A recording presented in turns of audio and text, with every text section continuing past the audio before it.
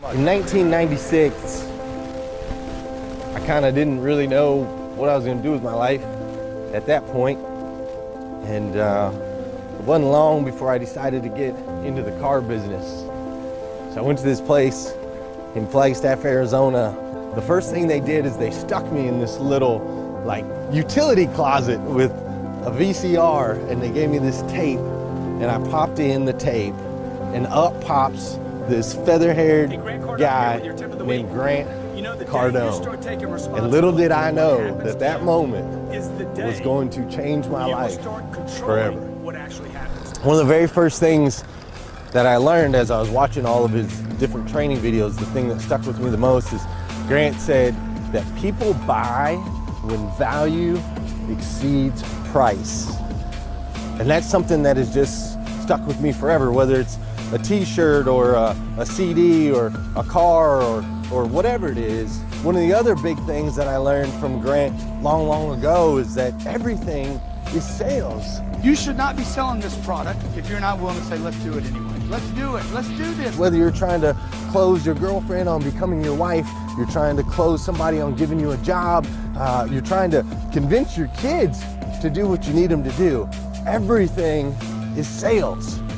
In the car business in the early days, it was always nice to know that I had Grant Cardone to fall back on. That's why people like to be successful. I got a hit. It's a surge, man. It is nature. Whether it be in sales or just in life in general, I could always refer to a video. He always had something new I could learn, something that actually made sense. With everything that Grant delivers, you could tell that he has a passion and an understanding on this professional level of exactly what he's doing. And that passion just comes through as he's trying to teach me and trying to teach other people the way that they can break out of obscurity and do bigger things with their life. Find the greatness in you. As it happens for a lot of people, I kind of reached a point in my life where I had some extremely low lows and I had a lot of soul searching to do. And in that period of time, you know, I felt so alone. But as I started to crawl back out of that, I got back into the car business. And when I got back into the car business, the first thing that popped into my head is I got to get back to listening to Grant's stuff. I got to get back to following Grant to figure out what he's doing, because Grant, like me, he's just a real guy that had a hard life, that did the drug crack, that's been through being broke, that's been through all of that. So he was somebody that I could connect with. So I picked Grant back up and I got a job at this incredible dealership. At the time, we were only selling 150 cars a month, but I knew I had to get Grant Cardone into this dealership. I had to get him into this dealership so that he could start teaching all these other young people that work with me, all these 20-year-old kids, these 22-year-old kids, 24-year-old kids. He could start teaching them all the things that he taught me over the years so that we could all start speaking the same language. And I'm telling you, when we started speaking the same language, we started all speaking Cardoneisms. This place has blown up. Grant has helped my team go from a 150 car a month store to an 850 car a month store, and we've done it in 6 years using Cardone's training. It's incredible. One of the things that's been really cool over, the last 20 years is it used to be the Grant Show.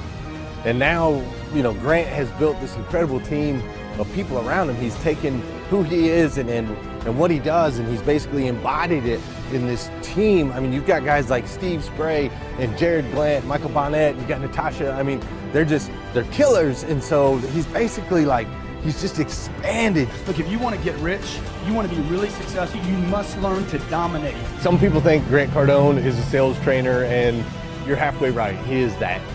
Some people think he's a motivational speaker, and you're halfway right. He is that. But there's just so much more, man. Grant Cardone is inspirational. He's motivational. He's educational, and his passion, his energy, it's incredibly electric. He's everything. He's family. He's our Uncle G, man.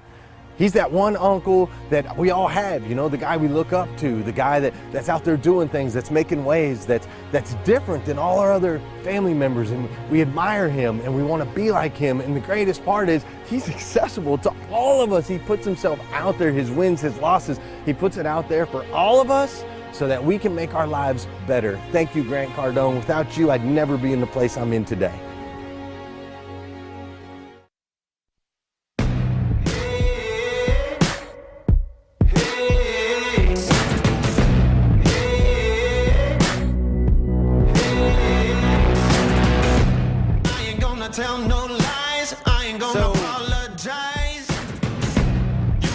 We decided to play that video. How many of you guys been on Twitter? We decided to play that video because Grant's been a mentor of mine for a really long time. And I got a message that he was going to come join us today. But something happened with his plane.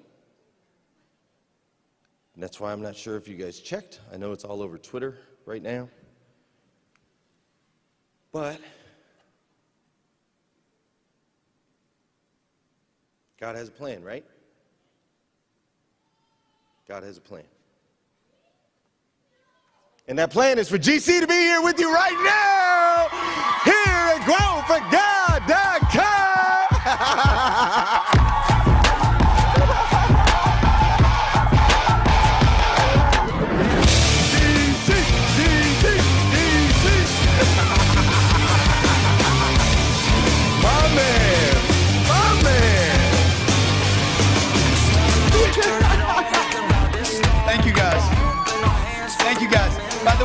By the way, thank you guys. Go sit down, guys. Thank you guys.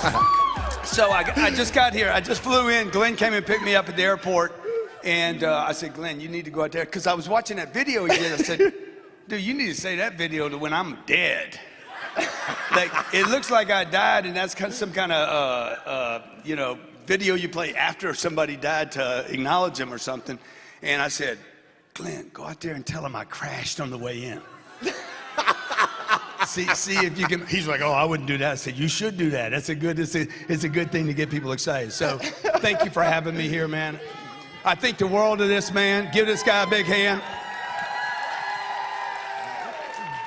He asked me to come in. I said, hey, I'm gonna do what I can to come over here. And there's probably a list of 3 people that I would do this for. Glenn, and you're one of them. Thank you, man. Yeah. Thank you, G. How'd you get a flight? A friend lent me a plane, actually. That's how I got over here today. So Grant Cardone has made, he's been a big part of my life since I was 19 years old. Taught me all about sales. I watched him forever, as you saw in that video. And so Grant, for you to be here today, it's a huge, tremendous moment for me to be able to share this stage with you. I've been trying to get on your stage, but I had to build my own stage. That's right. And bring Grant to us, right? That's what we do. You can't get on a stage, go build your own stage, right? That's how it works. So GC, obviously you could be anywhere in the world right now. Why did you choose to be here with us today? Yeah, because I remember when I was when I was trying to get to someplace, and I couldn't get a break. People wouldn't put me on stages. Somebody needs to get control of their kids, man. Meanwhile, at the Lundys, I'll control them. Those are my babies over there, G. Get control of them, son.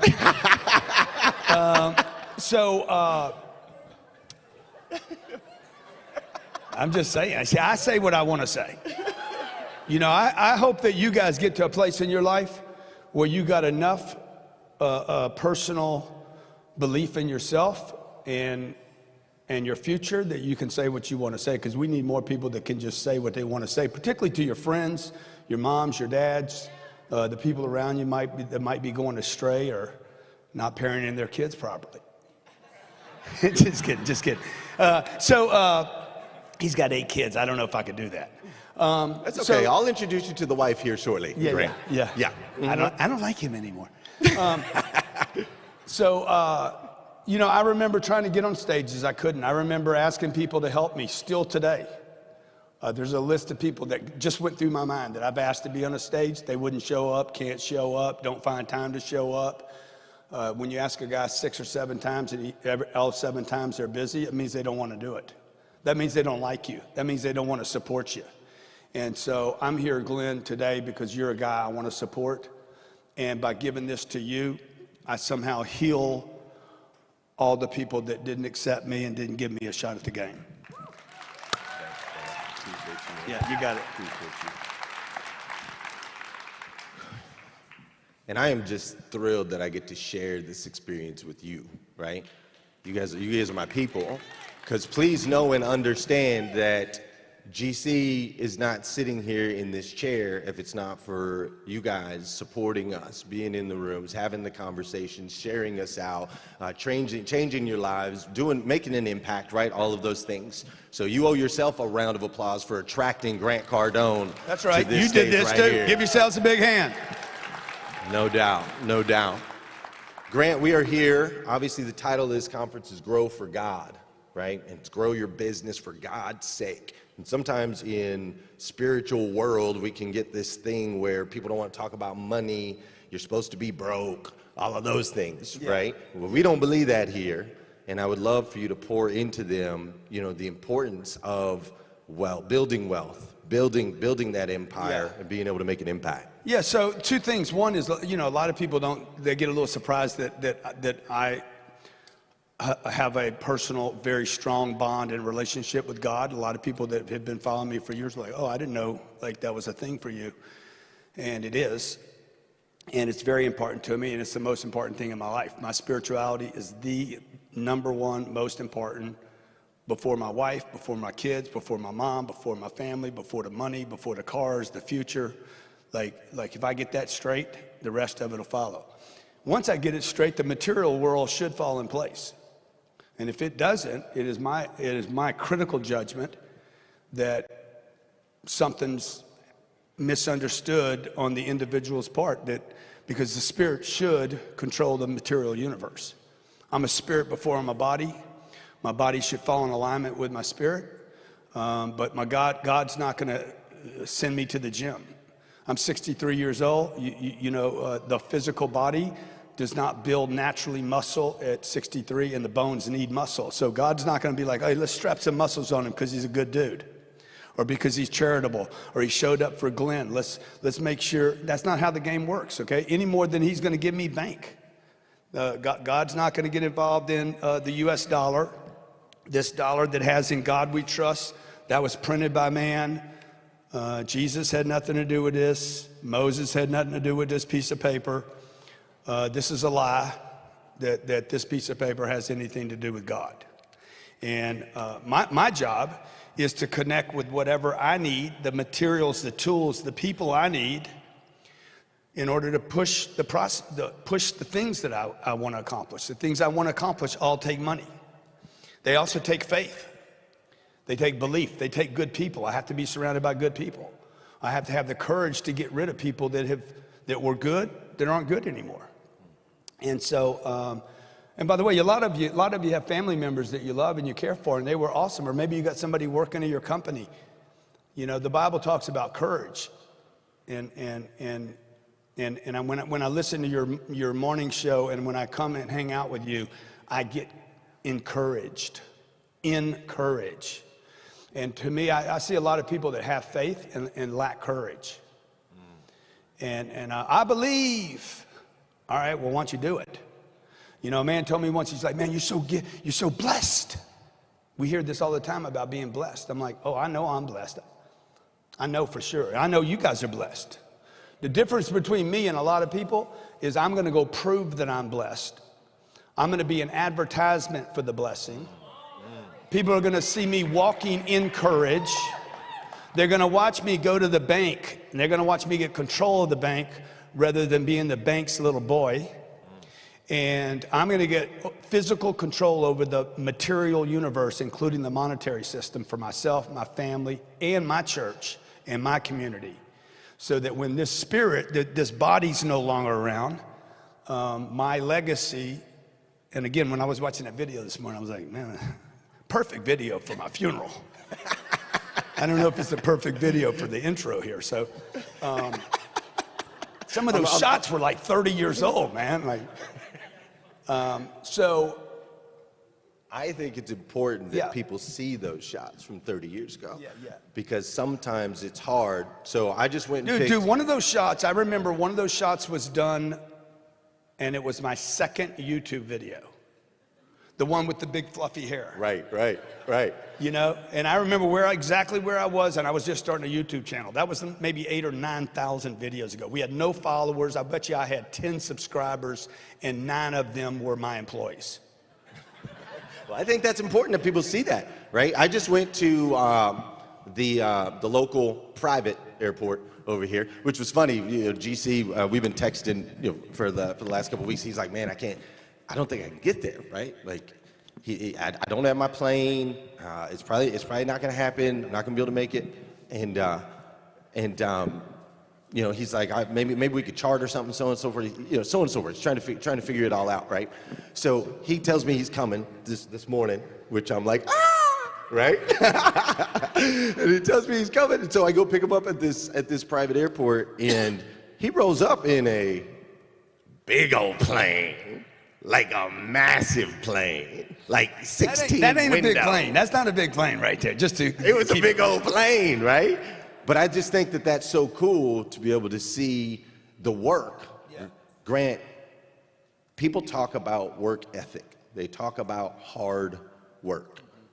What level of work and intentionality does it take to reach the levels that you've gone to and the ones that you intend to get to? So, you know, again, discipline's not something you're given. You know, you're given the inspiration to go do something. I don't know where that comes from, right? I got to assume that comes from something I don't understand, something bigger than me, something greater than me. But it's up to me to follow that light, you know, to follow that inspiration, to follow that instinct. And my discipline is like, people talk about, Gary Vaynerchuk told me he works harder than me. I'm like, you don't know anything about me. Like, how would you even know that? I just can't believe you would work harder than me. Okay. All right. I mean, what's it matter? What does it even matter? The only thing that matters is how hard do you work, and are you consistent doing it? And are you doing what you want to do? Because work is not a contest, right? It's a personal thing. Like, I work because I want to feel good about myself. And when I was 16 years old, I lost my self-respect. And it's my belief that when you lose your self-respect, you become a criminal. And you will start doing criminal things. And I was doing criminal things. By the time I was 19, I was full-blown legal criminal, okay? And I think I know a lot of very spiritual people, man, that are criminals. And just because you're not in jail, just because you didn't get caught, just because you hadn't, you know, because there's no law written on the way you treat yourself, that you discuss yourself, despise yourself, you don't do what you say you're going to do, you said you would, you didn't. Those are crimes, man. Those are freaking crimes against your own life, your children, right? So everything that I'm doing in my life, I do what I want to do for me. Like, I'm not doing it for anybody else. I came here today for me because I knew doing this for Glenn would make me feel better about me. It will give me another sense of self-respect for myself that I did for another man, another human, another being on this planet, what I would have wanted done for me. Brian Benstock grabbed me at the end. He's like, man, you showed up. He didn't know I was coming. He didn't know until just before. He's like, that's what makes you you. That's right. Okay, but I didn't do this for Brian. I did this for me. Okay? Yeah, thank you. So like the selfish thing, I am selfish. I'm selfish. I think that you guys need to be selfish, okay? I'm not trying to make my wife happy. I'm trying to make me happy. I'm happy, my wife will be happy when she finds her own happiness. She's in Mexico today, stuck in an airport somewhere. She texts me, she's like, they can't find a crew for the plane. I'm like, ha, ha, ha. That shit has happened to me freaking 500 times. Right. Now you know what I went through to get you. Okay? Okay, that's what you get for putting me through that stuff that you put me through. So it's a true story, right? So I just got a little different slant on the whole game, right? So my mind is like, I'm gonna do for me what's right for me. When we buy real estate, I buy it for me and my family. And then I tell people about it. You wanna roll with me on the deal? We were driving up here through, you guys probably don't know it, you're probably not from here, but that little back neighborhood right here behind the airport, we drove through and I'm like, oh my God, somebody's gonna make a fortune in this neighborhood right here. And he's like, this is kind of the leftover. I said, I tell you, there's money right here in this neighborhood, 3 blocks behind this place. Somebody's gonna make a fortune in those little what are they called, Ryan? Yeah, those little the Victorian homes behind us. So I just have this instinct that I follow, right? And then my job is to follow my instinct and make sure it's right. You understand? I have an instinct to make something work. Then I got to make sure it works, because if it doesn't work, I was wrong. And being wrong is not good, folks. You want to make it right, okay? And if you see it through long enough, if you show up early and you show up every day and you keep showing up and you keep showing up, you can make anything right. But so the discipline thing is very, very important. It's my two qualities that I have that God gave me, that I know I have poured into the development of, which is courage. I think everybody has it. Most people don't practice it. And discipline. Courage and discipline. Vitamin C and vitamin D. That's it. So when COVID came, I'm like, I got you. I got vitamin courage. I got vitamin discipline. I'm good, bro. Okay, I don't need your vaccine. Grant Cardone. Future President of the United States, Mr. Grant Cardone. Don't start saying that. Don't start saying that too much, man. That'll get them on the radar. That'll get them all freaked out. President. They'll start trying to get stuff on me. President-elect, Mr. Grant Cardone. We're going to push you into the office here over the next 12 years. You guys going to help me with that? What is the biggest problem on this planet that you would want to solve as President of the United States of America? Well, first of all, we can't even go down that president thing, because that's not how you do it, right? So, because what they'll do is they'll start trying to compromise me. Like, one of the problems in this country, probably every country, is that the people that run for office are all compromised people. The only way you get in there, like Trump, like they had everything on Trump. Trump knew it. Trump everything, like whether you like him or not, all his dirty stuff was out in the public. Okay, these other guys that are in office, they're compromised, and you and I don't know what the little skeletons are, but they do, and that's how they keep them in check. So one of the things I'd want to solve is like, hey man, if you've been compromised, you can't be in office, because when you've been compromised, they're like, hey, I want to tell you, we got video of you and that little boy.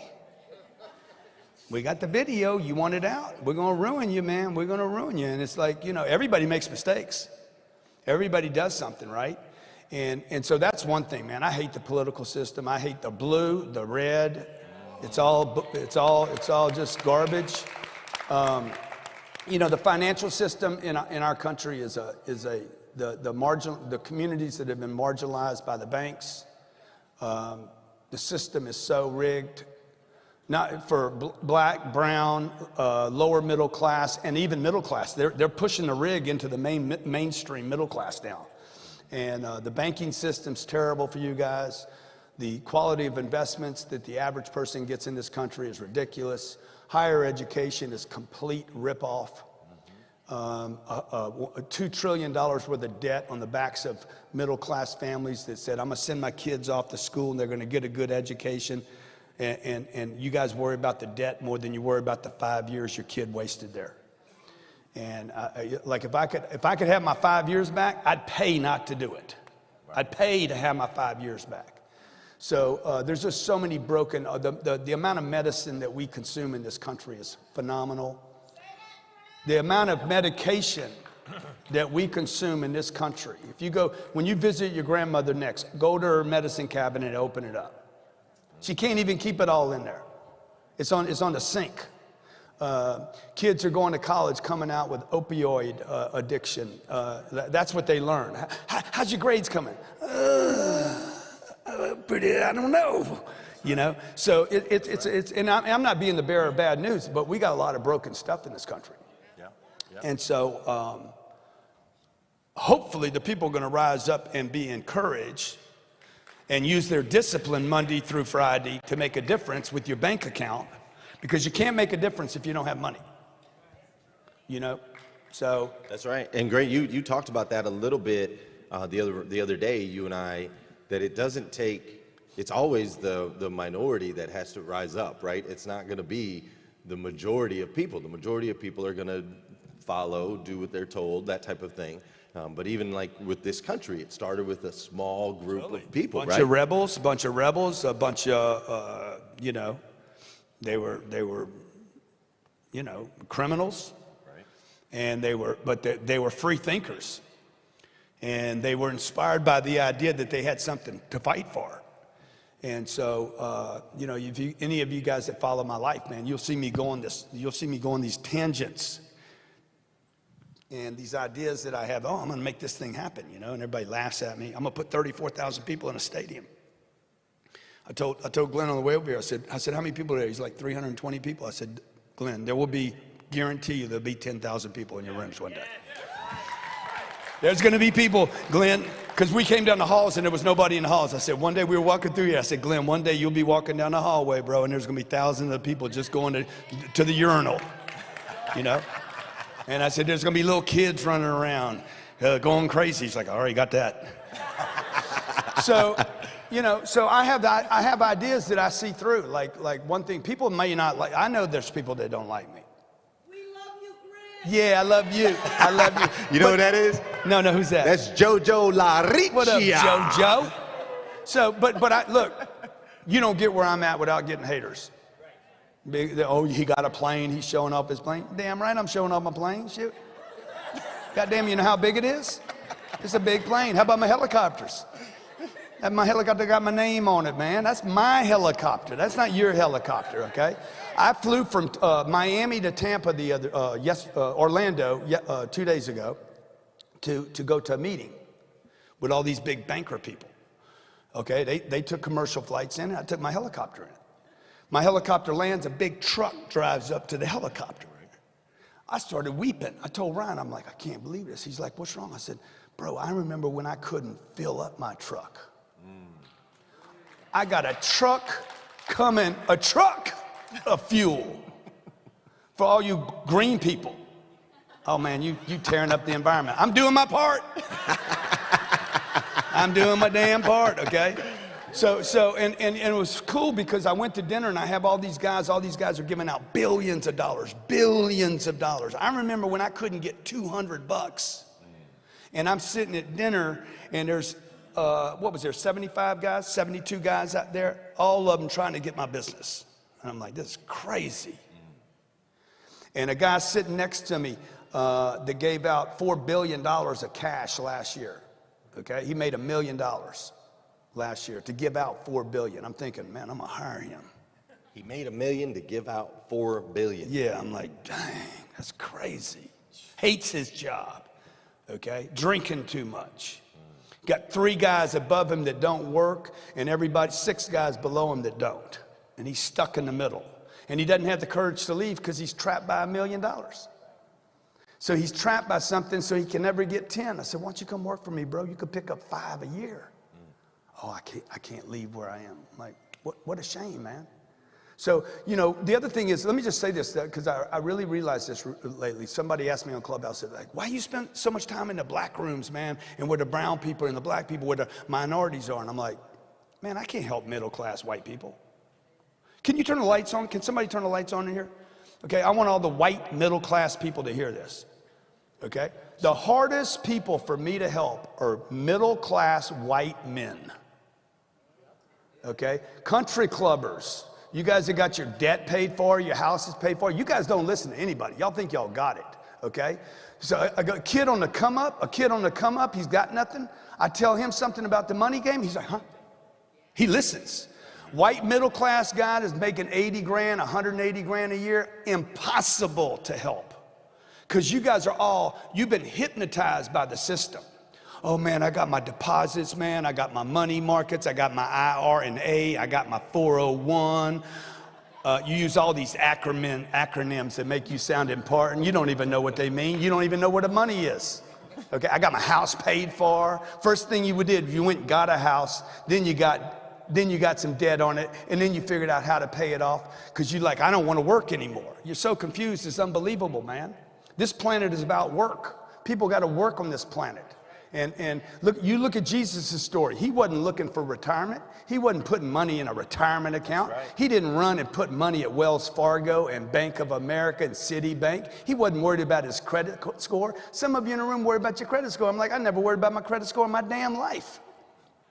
Never. I never thought about my credit score. I'm a 820. I don't care what my number is. I ain't a number.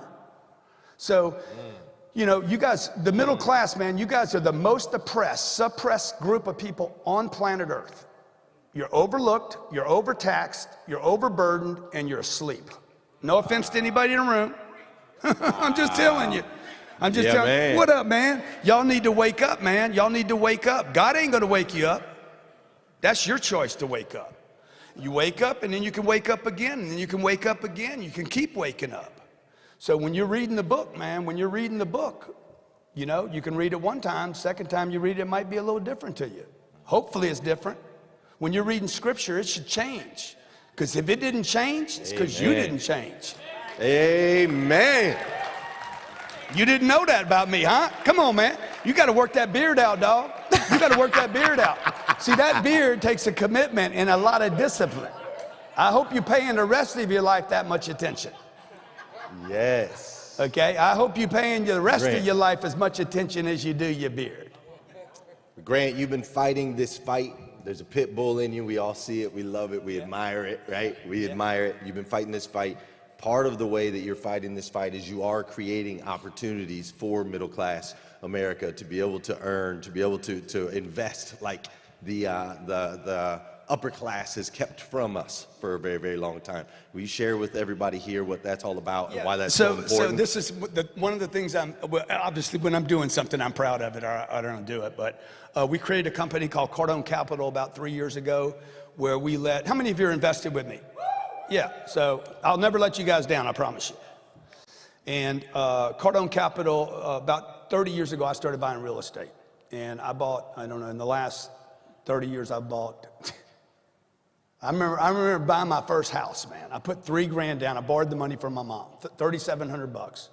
And I'm like, I'm gonna become a real estate tycoon. Right then and there. Yeah, dude, my payment was $375 and I rented the place for $575. I'm like, I'm gonna become a mogul. I was so optimistic. I was 28, 29 years old. I'm like, this is the start. And then 6 months later, the people moved out. And I'm like, I am not going to be a real estate mogul. Okay, I'm going to go broke on one house. Back to the car business. Back to selling cars. And that was $4 billion ago. And so I didn't quit. I had to figure out the game differently. I had to figure out the different stuff to buy. And about 3 years ago, this guy right here, Ryan Secco, give Ryan a big hand. And my wife, give my wife a big hand, even though she's not here. Elena, she's a cool chick. We love you, Elena. Everybody loves Elena. And my wife and Elena said to me 4 years ago, hey, because I was not letting anybody into my real estate purchases. It was just for me and my family, and it had to be a close friend. So somebody would come to me, hey, can I put $1 million in your deal? Can I put 400 grand in your deal? But it was very, very close people because I didn't want trouble. I didn't want anybody. I've never taken money from rich people. There's one guy that gave me 20 million about 3 years ago. The guy's name's Bob, and Bob's like, hey, I want to put 20 million in your deals. I said, wow, that's cool, man. 20 million, one check. I'd never seen that before. I was like, dang, I got to take it. I'm taking that money. I took the money. I said, why are you doing this? I trust you. Your name means guarantee. Grant, the word grant means he always does what he says he's going to do, a guarantee. And he's like, he'd spent 3 months with me. He's like, the way you operate is just so free. And like, and he was a billionaire. He was worth $4 billion. And he gave me the money. And then about 5 days later, one of his employees came to my office to check on our operations. And his name's Manmeet. And I said, Manmeet, what are you doing here? He's like, Bob sent me over to check on what's going on here. I said, oh, okay, how long are you gonna be here? 5 hours. I said, good, when you leave, when you're done, come see me, I got something for you.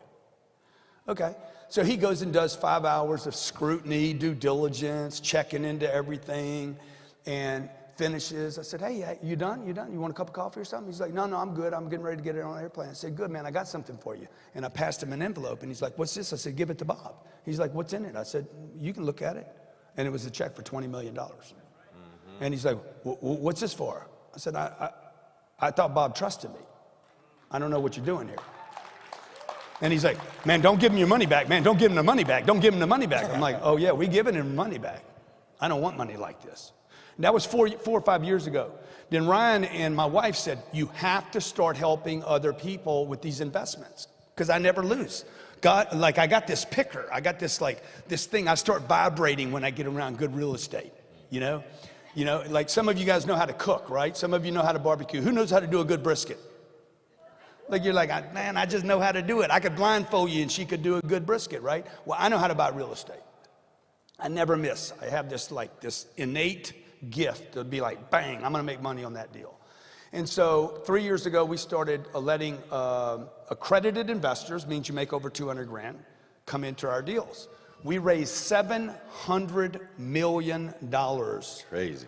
On Instagram, Facebook, TikTok, YouTube. Crazy. 700 million, no middleman, no brokers. So when Glenn's invested with me, right? Correct. Yeah, Glenn gave me some money. 100% of the money he gave me goes into that real estate. We don't take any of it. Blackstone, Merrill Lynch, Fidelity, they all take a little piece on the way in, so not all your money goes to work. This is one of the things I want to fix. Scott, how much money have you invested with me? $2 million, okay? So 2 Fridays ago, we got approved, because I just been letting guys with money in. 2 Fridays ago, we got approved to let everyone in, the whole world. $1,000, $2,000, $2,500, $3,000, $4,000. I had 6 lawyers tell me, do not do this. I said, bro, I didn't ask you for your advice. Get the documents so that I can let the everyday person invest. Yes. So we were approved by the SEC. We've been approved in 48 or 49 states. We're waiting for Florida and Washington to give us the approval, and they will.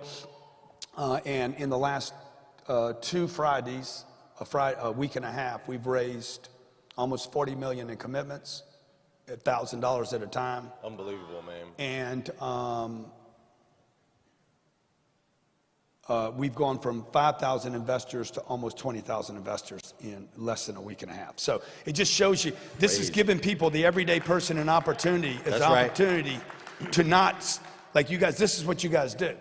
Just want you to understand, you're dealing with the devil every day. And I ain't the devil. I just cuss. Like the devil.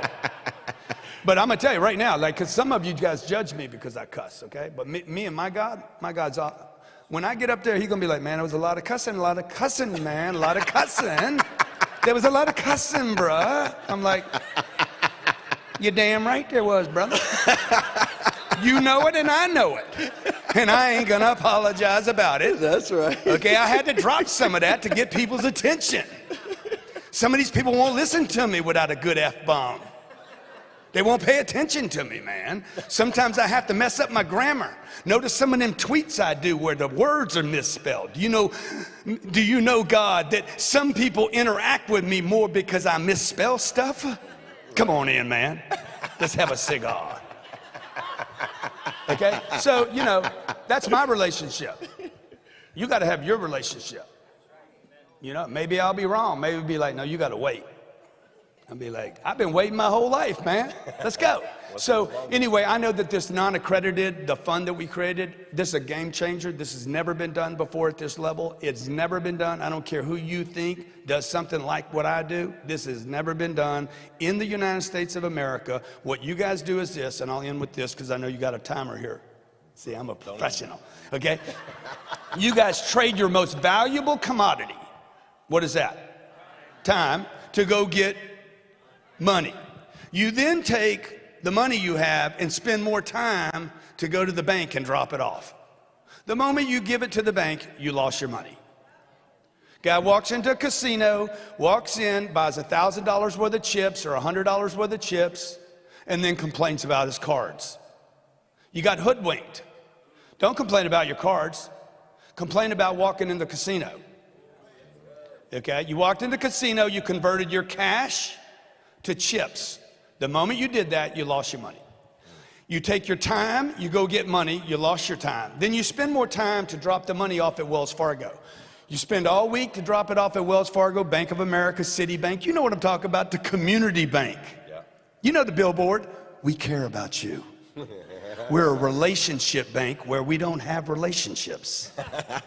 We have accounts, and you're one of them. And we count on you to keep being stupid and to take your time, collect some money, and drop it off with us, okay? Now, this happens 300 million times a week.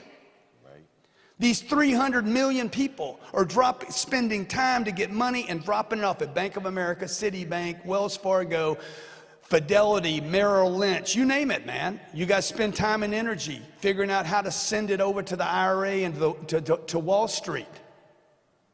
And those are the same people that don't want you to invest with me, okay? Because we've been miseducated. You are not financially illiterate, okay? How many of you heard that word, financial illiterate? You are not financially illiterate. They tell you that so they can control you. You have been miseducated about money. That's right. They have told you what they want you to do. This is how the game works. Trade time, get money, bring it to bank. Bank pays you, on $1,000, the bank pays you $1.20 a year. Most people do not know how much $1,000 earns at the bank. $1.20. Right. In 8 years, just remember this when you leave here, you earn 1%. In 8 years. And you guys keep doing it. And you guys keep rewarding the master. And there's this many companies have all the assets on planet Earth. It's not Mark Zuckerberg and Warren Buffett and Jeff Bezos and Elon Musk. Okay? There's a couple of companies that control all the assets on this planet. And what I'm going to do is I'm going to put a portfolio of assets together with my friends, which are grateful investors. Okay? You're never going to send a man meat to my office. You can come to my office. Your Merrill Lynch guy, your Fidelity guy, your financial planner, they cannot invest with me. You can invest with me. You want to send a middleman? Doors closed. You want to come and say, hey, I want to understand your deal. Good, come check it out. CardoneCapital.com. Okay? It's open for everyday people. No bankers, no rich people, no wealthy organizations, no Blackstones, no Goldmans, no JP Morgans. That's what's up. Because I ain't going to feed the beast. You guys want to feed? You feed the beast, you feed the beast. I'm not going to feed the beast. I'm going to feed the people. And then I'm going to put together 10 million investors. I'm going to put together 10 million investors. They're going to do $5,000 each. Do the math on it. You're going to see how much money I'm going to raise. It's going to be a war chest. And then I'm going to run Glenn Lundy for president of the United States. Glenn's going to be the president. I'm going to be an ambassador to like Italy or something because I want to live in Italy. And I'll learn Italian. I'll be his ambassador. Let me show you a little trick and then I'll let Glenn get on with the show here. I'm going to become an ambassador. He's going to award me. He's going to give me the blessing of ambassador of Italy. I'll go hang out with the Pope. The Catholic Church owns, I think they're like the third or fourth largest property owner in the world. That should show you where you want to put your money. Wow, really? Yeah. And I'm going to go become an ambassador. Why do I want to be an ambassador? Okay, because I'm going to create this, I don't know, how big is it going to be, Ryan?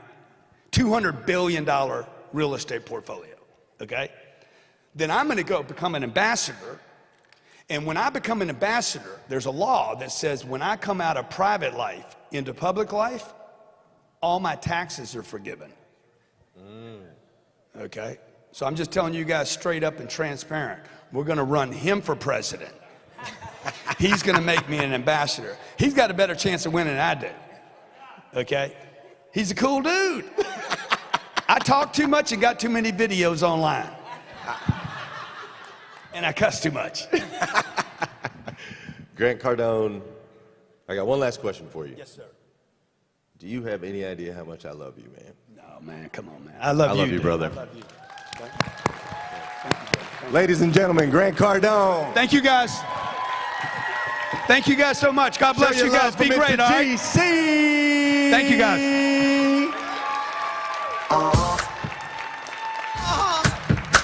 That guy.